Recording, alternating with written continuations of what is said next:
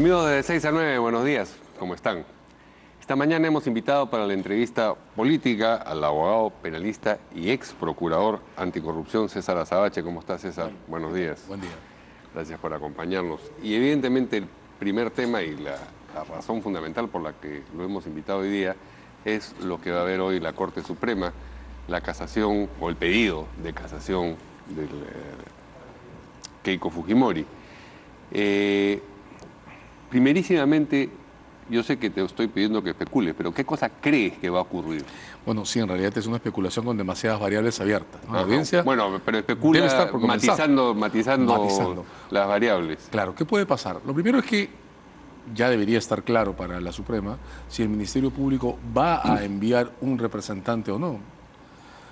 Ayer no estaba claro. Las reglas del Ministerio Público permiten que la Fiscalía de la Nación le ordene a un fiscal supremo presentarse.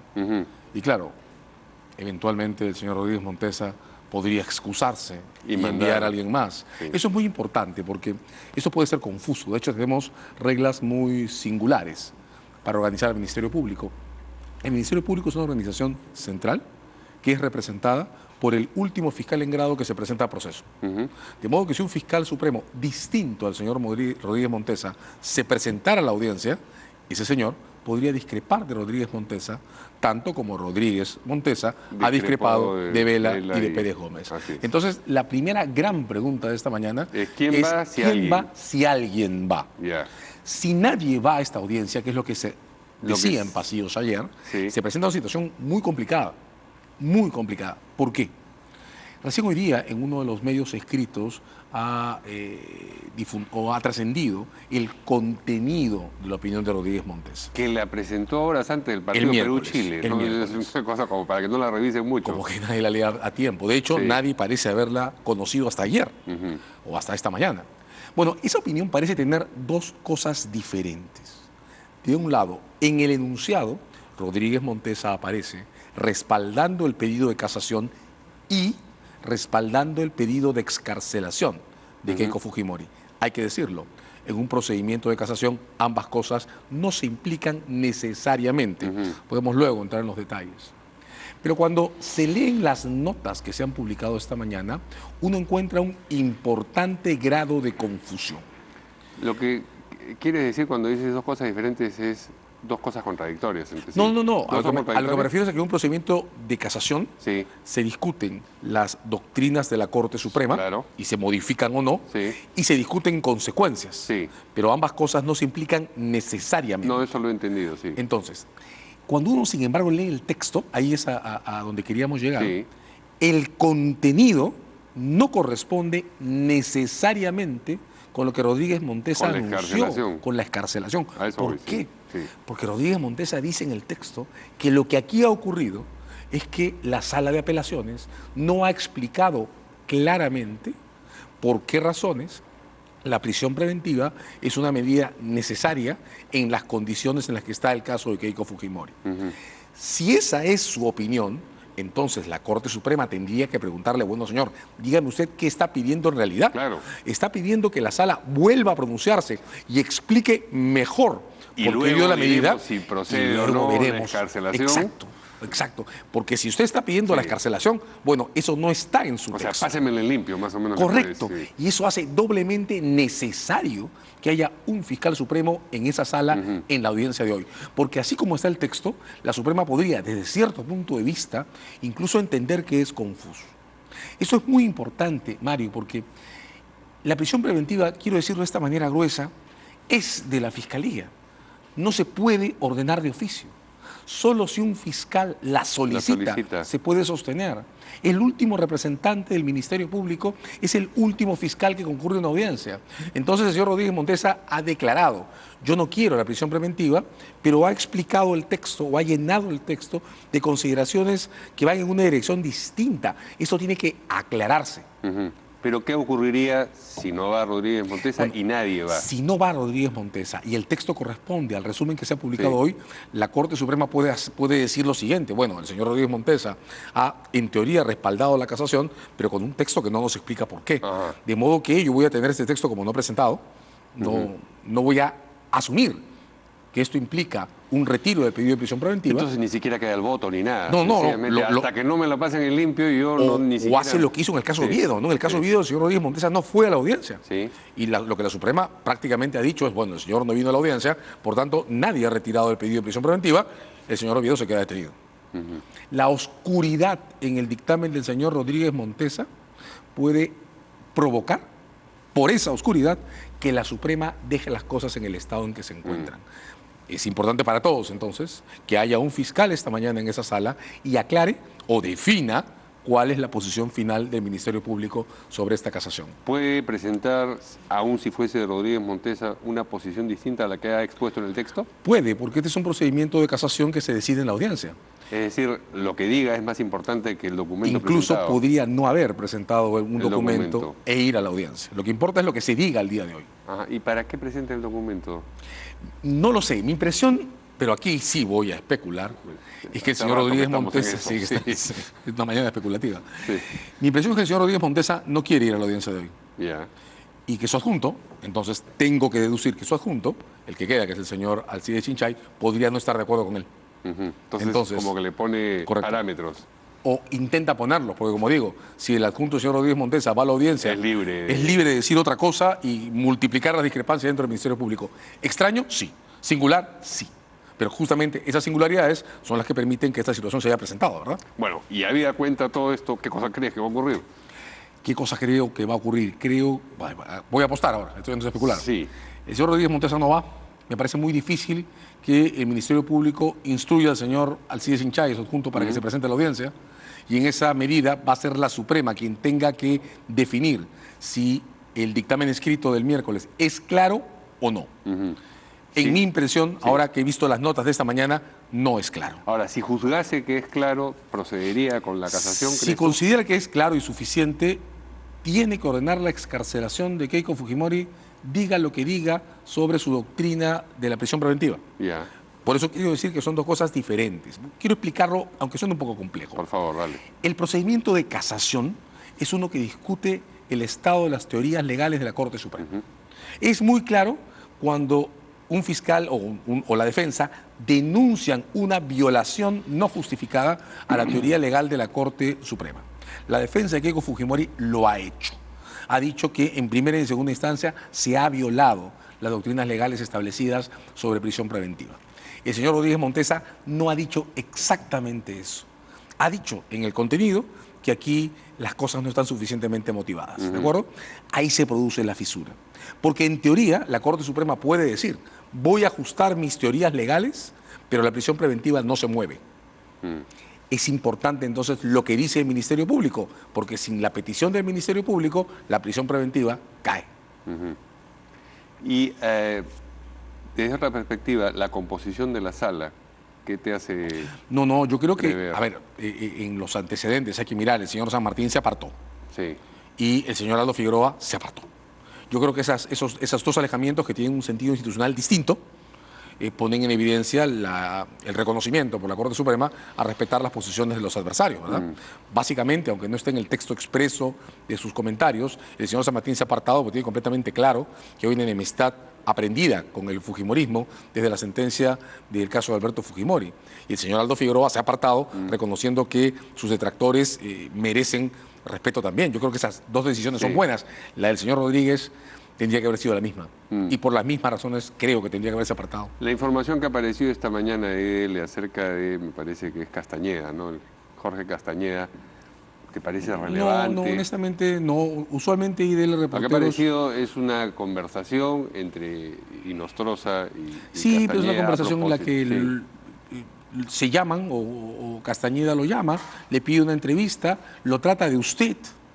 Y Nostroza le da la entrevista y le pregunta así sobre los casos que están discutiendo, le dice que no y acuerdan verse. La verdad es que me parece irrelevante y que, honestamente, creo que el reportero se hace muchísimo por el bien de la transparencia en estos procesos. Pero esto no ha sido esta mañana cierto. No ha sido una buena idea, creo que no. Parece claro, llama a un titular, ¿no? llama a un titular que no tiene contenido, ¿no? Entonces, no, yo creo que... No, y la oportunidad, digamos, si presentas algo que no tiene sustancia en esta coyuntura... Claro, ¿para qué? Sí. Además es deteriorar la imagen de un juez, Castañeda, que tiene que estar hoy día en una audiencia muy importante. Entonces, no, creo que eso no tiene sentido. Creo que hay que quedarnos con que San Martín por su lado y Aldo Figueroa por el suyo mostraron un tipo de renunciamiento que suma para el procedimiento. Creo que el señor Rodríguez Montesa tendría que haber hecho lo mismo. Creo que para la propia defensa de Keiko Fujimori es una mala noticia que el fiscal que firme ese dictamen es Rodríguez Montesa. O sea, hay que decir, Mario, que los temas que están en discusión en esta audiencia son sumamente complejos y admiten interpretaciones en debate múltiples y preferencias diferentes. Un fiscal que tenga menos observaciones podría haber dicho lo mismo o algo todavía más claro que lo que ha hecho Rodríguez Montesa, y creo que la defensa de Keiko Fujimori entraría más cómoda a esta audiencia, ¿no? En este momento, el dictamen de Rodríguez Montesa ha enturbiado innecesariamente la audiencia. Ahora, sea como fuese, es poco probable que hoy emita su pronunciamiento la sala. La única manera en que encuentro que hoy podría haber un pronunciamiento es si se presenta un fiscal a esta audiencia y es rotundamente claro sobre el retiro de la posición del Ministerio Público sobre la prisión preventiva. Repito, ahora que hemos revisado el dictamen en la versión que se ha publicado, yo no veo la claridad que anuncia el resumen y las conclusiones, ¿verdad? Bien, vamos a otro asunto. La discusión acerca de si Pablo Sánchez podía o no hacer la acusación constitucional. Eso es sencillo. Es sencillo. Es sencillo. ¿Qué es lo que ocurre? Recordemos porque que la subcomisión de acusaciones constitucionales ha devuelto. lo ha desestimado porque dice que no está presentado por persona competente. Pero recordemos que Pablo Sánchez toma el caso por delegación del fiscal de la Nación. ¿Qué es lo que ha argumentado la fiscal de la Nación? Sí. Las delegaciones no son parciales. Y tiene razón. Tiene toda razón del mundo. Si el fiscal de la Nación delega todo. También su competencia de presentar. Además, el teléfono existe, ¿no? Si estamos en una sesión en el Congreso y alguien pretende que existen o deben reconocerse dudas sobre la legitimidad de esa denuncia, lo único que tiene que hacer es levantar el teléfono en plena sesión y preguntarle al fiscal de la Nación si la ratifica o la hace suya. Y se acabó el incidente. O sea, este asunto no está justificado y tiene, además, en el peor de los casos, una alternativa tan simple para resolverse como levantar un teléfono y consultar al fiscal de la Nación si respalda o no esa denuncia. ¿Qué es lo que debe hacer ahora la subcomisión? Reconsiderar, de nuevo. Reconsiderar esto. Y reconsiderar y tarar el procedimiento. Digamos, pero voy a seguir diciendo, según por favor, según el sentido común, ¿no? No. Pero tengo que decir además que no hay que perder de vista que la clave práctica para resolver los dos casos, el del señor Chávarri y el del señor Inostroza, no está en el debate sobre la organización criminal. ¿Sí, no? La clave práctica está en los casos indiscutibles que ambos han protagonizado. Por lo que toca al señor Inostroza, en el caso sobre sobornos para facilitar su fuga. No hay que olvidar que el señor Inostroza escapa del país y paga sobornos para hacerlo, luego que su defensa en el Pleno se entera que le han levantado la inmunidad. De modo que para construir el caso sobre los sobornos en la fuga no se requiere la intervención del Congreso. ¿Para qué regresar sobre el Congreso respecto al señor Inostroza con la difícil tesis de la organización criminal cuando hay una vía muchísimo más corta y más limpia para poder ampliar la demanda de extradición y tener un procedimiento que en los hechos, en términos prácticos, funcione? Respecto al señor Chávarri pasa más o menos lo mismo. La cuestión sobre las denuncias por su relación con la llamada organización de los cuellos blancos, creo que era una gran razón para pedir su renuncia y él ya renunció. Pero el caso penal que no tiene discusión, desde mi punto de vista, es el de la violación de los lacrados. Y ese es un caso que tiene que llegar a proceso y que creo que va a llegar a proceso tarde o temprano. Ponerle trabas y obstaculizar en el caso de los lacrados es honestamente perder el tiempo.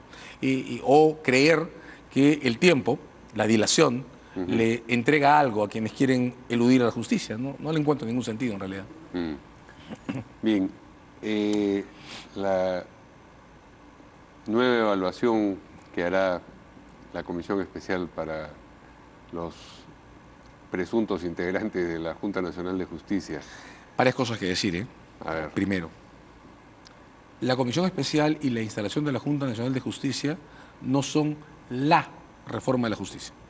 Son una medida o forman parte de una medida reactiva. Pero es lo más visible en este momento. Visible y central no es lo mismo. Sí, lo que pasa con el proyecto de Junta Nacional de Justicia es que, claro, el discurso de julio del 2018 sobre la justicia es en realidad un discurso reactivo a la crisis de los cuellos blancos, ¿verdad? Si tuviéramos que usar una construcción para describirlo, habría que decir que es un discurso sobre la remoción de las interferencias. Para remover las interferencias tenemos que mover al Consejo Nacional de Magistratura. Perfecto. Pero la política judicial y la reforma de la justicia no se construyen solo desde la remoción de las interferencias, se construyen en términos positivos, en función a un modo de cambiar la relación entre ciudadanos y jueces y reorganizar a los jueces de cara a los ciudadanos y a las cosas que los jueces deben hacer. Esa discusión no la hemos comenzado todavía, ¿eh? Y no se toca por los incidentes que se puedan producir en la Comisión Especial. Ahora, respecto a la Comisión Especial, sí, creo que tenemos que reconocer todos que colectivamente nos hemos equivocado. Creo que era urgente tomar una reacción rápida sobre el Consejo y esa se tomó. Era urgente hacerlo como lo que se hizo en el referéndum, pero de ahí para adelante estamos acumulando errores. ¿Qué tipos de errores? Nota, por ejemplo, Mario, que la sociedad civil, las universidades, prácticamente no han intervenido en el procedimiento social de acreditación de los candidatos a la Junta Nacional de Justicia. Nada. Dos, la Comisión Especial ha tratado este problema, hay que decirlo, como si se tratara de reclutar directores regionales de un ministerio. Tres, el examen. El de conocimiento, sí. Por favor, o sea, yo sé que los miembros de la Junta creen en ese examen, pero ese examen... Ya no tanto, ¿no? Espero que no tanto, sí. Pero ese examen es el peor error imaginable, que consiste en repetir los procedimientos del antiguo Consejo, que tomaba exámenes. Sí. Los miembros del Consejo de la Magistratura no fueron elegidos para sus cargos por el conocimiento que tuvieran sobre derecho, no eran académicos. Los miembros de la Junta Nacional de Justicia tampoco van a ocupar esos cargos por la expertise que tengan en materias legales. Eso se hace para elegir jueces y fiscales, no para elegir electores. El elector, por definición, es un magistrado que representa sectores de la sociedad y acumula capital moral, porque lo que tiene que decidir es quiénes son jueces y fiscales, no cuánto tiene que saber un juez o un fiscal. De modo que ese examen ha sido un error. Las entrevistas también son un error, porque no son interrogatorios, pues. Una entrevista para un candidato a una magistratura es una oportunidad para presentar su perfil. Claro, no es un tercer grado, sí. No es un tercer grado, es saber quién es e interactuar en términos de principios. ¿No pasa esto para elegir jueces del Constitucional, por ejemplo? Nadie le ha tomado examen a los jueces del Constitucional, ¿eh? Sí. No hay un procedimiento de invitación y, sin embargo, los candidatos al Constitucional siempre son acreditados por sectores de la sociedad y los partidos. Sí. Y tampoco pasa para elegir el defensor del pueblo, ¿eh? A Walter no le tomó examen nadie para ese cargo. Y funciona, ¿verdad? Ahora, ¿ha dañado el proceso esto tanto como para que no tengamos esperanzas acerca de nuevos candidatos potables o nuevos postulantes potables? Yo creo que no podemos darnos el lujo de no tener esperanzas. Okay. Es imposible, es obligatorio. Tenemos que reorganizarnos y reconstituir la imagen de lo que queremos como Junta Nacional de Justicia. ¿Que vamos a perder tiempo en esto? Sí. No, ya. Pero ese tiempo ya lo perdimos. ¿De acuerdo? Sí, claro, ese tren ya partió. Correcto. Sí. Y ahora lo que hay que hacer es ni desesperarnos, ni perder la capacidad autocrítica. Yo creo que haría mucho bien a todos que la Comisión Especial haga una reevaluación de lo ocurrido y nos presente a todos un discurso claro de reconocimiento de errores y de modificación de los términos de referencia. No. Han dicho, bueno, sí, ha habido problemas. He visto, sí, una reacción de estabilización de crisis, pero no una toma de conciencia de que eso hay que cambiarlo, ni un esquema para cambiarlo. Pero pendiente todavía que salgan a decir en qué va a consistir es que hay que armarlo. El nuevo proceso, ¿no? Es que hay que armarlo y creo que hay que abrir las puertas de nuevo a los expertos y a la sociedad para encontrar nuevos fundamentos para armarlo. Pero no podemos renunciar a eso. Además, es un momento en el que no podemos darnos el lujo tampoco de empezar a inventar cortapisas o pequeños canales transitorios para resolver el impasse. Esto hay que resolverlo ahora bien. Y si nos va a costar meses virtualmente paralizados en procedimientos como el de destitución o sanción a magistrados, pues que nos cueste. Nos lo merecemos, ¿no? Al final del día, en este error hemos incurrido todos y todos somos responsables de lo que ha ocurrido. Muy bien. Bueno, muy bien, en fin, en términos de la conversación, muy mal. Sí, muy mal en términos por supuesto. Al contenido. Gracias a César Azabache por esta entrevista. Ya nos vemos el lunes aquí en de 6 a 9. Buenos días.